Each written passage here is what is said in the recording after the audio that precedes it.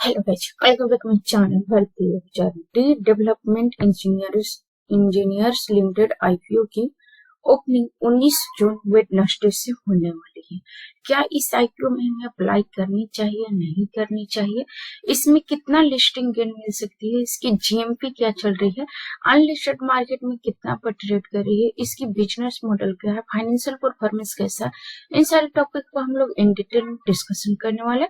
First of all, यदि आप मेरे चैनल को पहली बार विजिट कर रहे हैं, अभी तक आपने मेरे चैनल को सब्सक्राइब नहीं किया तो मेरे चैनल को सब्सक्राइब करें। वीडियो पसंद आए तो लाइक शेयर जरूर करें, साथ ही साथ बेल नोटिफिकेशन को भी प्रेस करें ताकि मैं जब भी वीडियो अपलोड करूं उसका नोटिफिकेशन टाइम टू टाइम मिलता रहे। सबसे पहले हम लोग डीप पाइपिंग सिस्टम की इंपॉर्टेंट डेट जान लेते हैं। इसकी ओपनिंग 19 जून वेडनेसडे को होगी, क्लोजिंग 21 जून फ्राइडे को है, अलॉटमेंट 24 जून मंडे को है, रिफंड डेट 25 जून ट्यूसडे को है, credit of share to demat account 25 June Tuesday को है, लिस्टिंग 26 जून वेडनेसडे को है। इस आईपीओ की फेस वैल्यू 10 रुपए पर शेयर, प्राइस बैंड 193 से 233 रुपए पर शेयर, लॉट साइज 73 शेयर की है, टोटल इशू साइज 1418.01 करोड़ की है, फेस इशू 325 करोड़ की है and offer for sale 93.01 crore की है। इसकी लिस्टिंग बीएसई एनएससी दोनों प्लेटफॉर्म पर होगी। इस आईपीओ में रिटेल कैटेगरी के लिए 35% का रिजर्वेशन है, क्वालिफाइड इंस्टीट्यूशनल बायर के लिए 50% का रिजर्वेशन है, नॉन इंस्टीट्यूशनल इन्वेस्टर के लिए 15% का रिजर्वेशन है। इस आईपीओ में रिटेल कैटेगरी में मिनिमम इन्वेस्टमेंट की राशि 14,819 रुपए है, रिटेल कैटेगरी में मैक्सिमम इन्वेस्टमेंट की राशि 1,92,647 रुपए है, एसएचएनआई कैटेगरी में मिनिमम इन्वेस्टमेंट की राशि 2,07,466 रुपए है, एसएचएनआई कैटेगरी में मैक्सिमम इन्वेस्टमेंट की राशि 9,92,873 रुपए है, बीएचएनआई कैटेगरी में मिनिमम इन्वेस्टमेंट की राशि 10,07,692 रुपए है। इसकी फाइनेंशियल परफॉर्मेंस देखें तो 2021 में 14.21 करोड़ की प्रॉफिट हुआ था, फिर 22 में इसकी प्रॉफिट घट करके 8.20 करोड़ रहा, फिर 23 में बढ़ा, 31 मार्च तक 12.97 करोड़ हुआ एंड 31 दिसंबर तक बढ़ करके वापस 14.34 करोड़ पर हो गया, यानी कि 21 के मुकाबले में अभी थोड़ा सा ऊपर है। रेवेन्यू 2021 में 513.03 करोड़ थी, 2022 में घट करके 470.84 करोड़ का हुआ, फिर 31 मार्च 2023 में बढ़कर के 614.32 करोड़ हुआ एंड 31 दिसंबर 2023 में ये वापस 527.86 करोड़ पर हो गया, यानी कि फिर 9 महीने के अंदर इसके रेवेन्यू में ड्रॉ डाउन देखने के लिए मिला, गिरावट दर्ज हुई। एसेट 2021 में 835.88 करोड़ था, 22 में बढ़कर के 845.40 करोड़ हुआ, 23 में 31 मार्च तक बढ़कर के 966.26 करोड़ हुआ एंड 23 में 31 दिसंबर तक बढ़कर के 1171.1 करोड़ हो गया। तो यहाँ पे लगातार ग्रोथ कर रही है। बाकी रेवेन्यू प्रॉफिट में बहुत ज्यादा उथल पुथल देखने के लिए मिल रही है। नेटवर्थ 2021 में 448.50 करोड़ थी, 22 में घट करके 401.37 करोड़ हुआ, 31 मार्च 23 में बढ़ करके वापस 413.70 करोड़ हुआ एंड 31 दिसंबर 2023 में बढ़ करके 428.19 करोड़ हुआ। अगर 21 के मुकाबले में देखें तो ये अभी भी 20 करोड़ के नीचे ही चल रही है नेटवर्थ।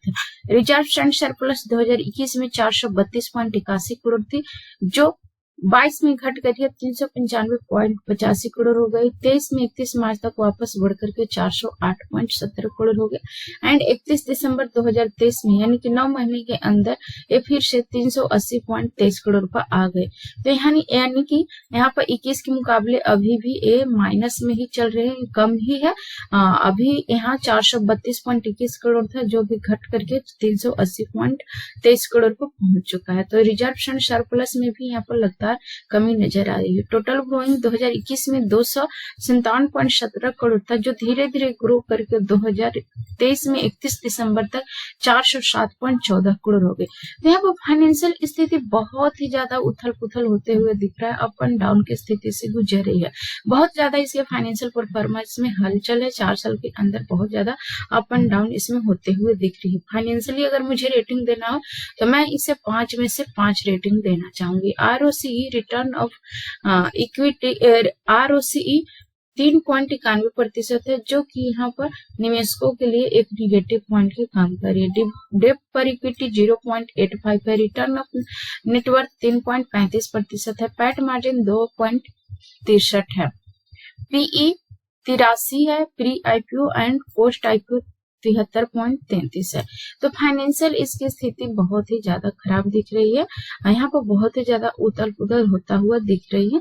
इसके बिजनेस की बात करें तो 1988 के स्थापित D development engineers limited company एक इंजीनियरिंग कंपनी है जो oil, gas, power including nuclear, chemicals and other process industry में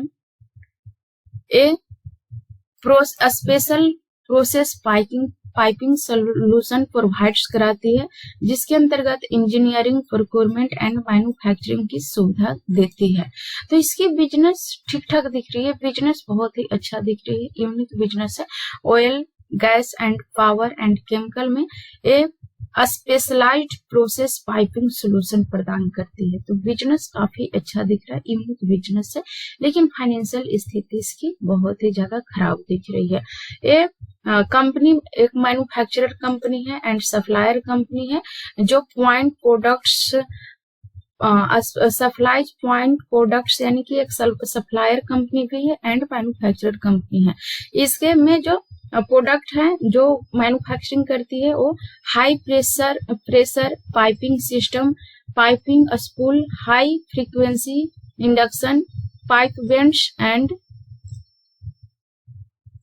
longitudinally submerged ARC welding pipe and industrial pipe fitting and pressure vessels and industrial stacks and modular skid and accessories की manufacturing करती है and supply करती है। ये manufacturing का भी कारोबार करती है। इसका दो तरीके के सेगमेंट है, एक तो जो है वो स्पेशलाइज्ड प्रोसेस पाइपिंग सोल्यूशन प्रदान करती है oil, gas, power and chemical इंडस्ट्रियों में, और दूसरा इसका एक खुद मैन्युफैक्चरर एंड सप्लायर कंपनी है जो high pressure piping system, piping spool, high frequency induction pipe bends and यहाँ पर देखेंगे longitudinally submerged ARC welding pipes and industrial pipe fitting, pressure vessels and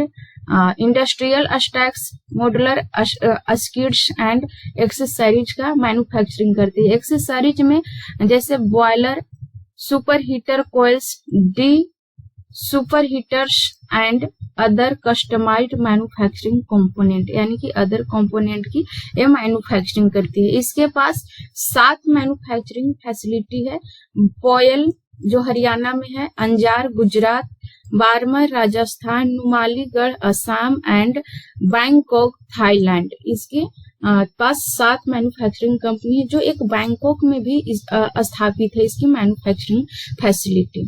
तो इसकी बिजनेस बहुत ही अच्छा दिख रहा है, मैन्युफैक्चरर कंपनी भी है, बिजनेस बहुत ही ज्यादा यूनिक दिख रही है। इसके पास 1061 एम्प्लॉय हैं जिसमें 54 हाई स्किल्ड वेल्डर्स शामिल हैं। तो इसके पास बिजनेस अच्छा होने के साथ साथ एम्प्लॉय भी बहुत ही ज्यादा मात्रा में 1061 एम्प्लॉय हैं जिसमें 54 हाईली स्किल्ड वेल्डर शामिल हैं। इस फील्ड में बहुत ज्यादा कंपटीशन नहीं है, इसका इकलौता कंपटीटर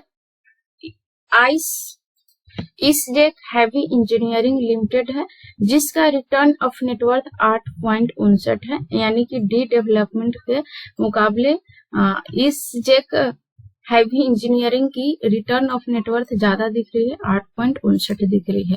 तो इसका बिजनेस ठीक ठाक है, यूनिक बिजनेस है, फाइनेंशियल स्थिति थोड़ा सा खराब होते हुए दिख रही है। इसके पास 828.70 करोड़ की ऑर्डर बुक भी है। तो इसका बिजनेस अच्छा है, फाइनेंशियली थोड़ा सा स्थिति खराब हो रही है। अब बात करें हम लोग इसकी जीएमपी की, तो जीएमपी जो है वो 20.2% है।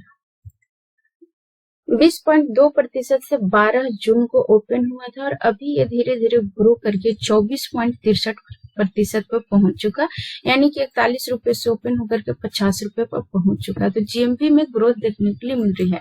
जैसे जैसे इसका डिमांड बढ़ेगा जीएमपी भी बढ़ेगी।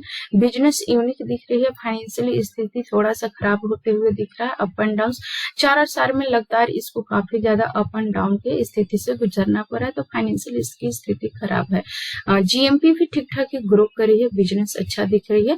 तो ये कंपनी है जो बिजनेस के दम पर अभी फिलहाल लिस्टिंग इनको बहुत ज्यादा रिटर्न्स तो नहीं देगा, लेकिन बाद में अच्छा बेनिफिट बना करके दे सकता है। पर्सनली आईपीओ मुझे पसंद आ रहे हैं, बाकी निवेश करने या न करने का डिसीजन आपका होना चाहिए, क्योंकि शेयर मार्केट में निवेश करना काफी जोखिम भरा होता है। इसलिए निवेश करने से पहले गहरी एनालिसिस एंड रिसर्च जरूर करें। हो सके तो अपने फाइनेंशियल एडवाइजर से भी एडवाइज लें, इसके बाद ही निवेश करने या न करने का विचार बने। आई थिंक ये सारे पॉइंट्स आप लोग क्लियरली समझ पा रहे होंगे। यदि समझ में आ रही है तो मेरे वीडियो को लाइक शेयर जरूर करें, एंड अभी तक आपने मेरे चैनल को सब्सक्राइब नहीं किया तो मेरे चैनल को सब्सक्राइब करें, एंड वीडियो पसंद आए तो लाइक शेयर जरूर करें। So thanks for watching this video till and. जय हिंद।